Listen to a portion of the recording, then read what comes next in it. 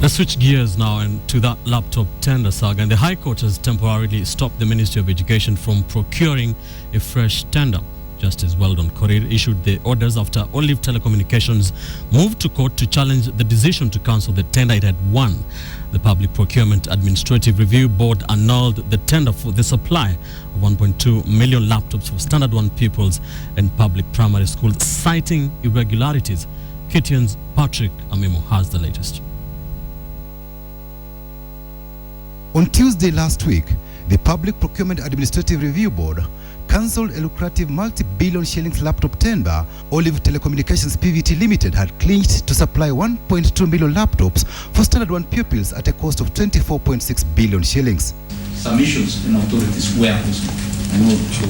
And 8 days later, the Indian firm has moved to court under a certificate of urgency to challenge the ruling. Olive pleaded with the court to stop the board from procuring afresh the tender for laptops until their case is heard and determined.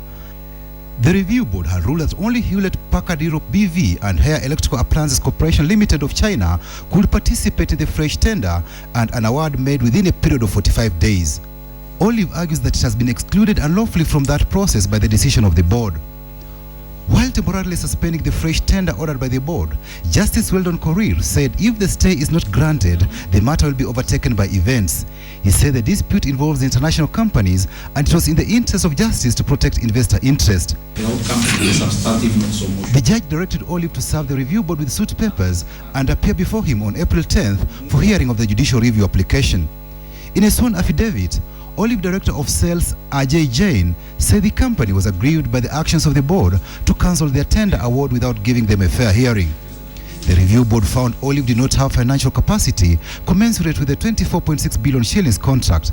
But Olive argued the decision was contrary to the rules of natural justice because the company was not offered an opportunity to respond.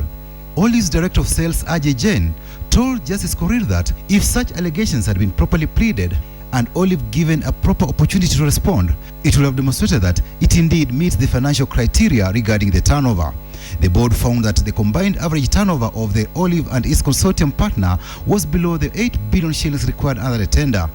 Olive, however, stated that the combined average annual turnover of its consortium partner, New Century Optronics Company Limited, was 17.85 billion shillings.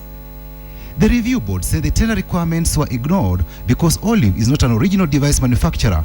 However, Olive argues the board relied upon a definition that was not offered by the procuring entity. Olive insists the board did not have any definition under which the requirement of a factory was a necessary prerequisite to being an original equipment manufacturer, yet insisted that a factory was a necessity nevertheless. Olive Group claims it has shipped over 20 million devices to over 40 countries over the past 10 years. Patrick Amimo, KTN.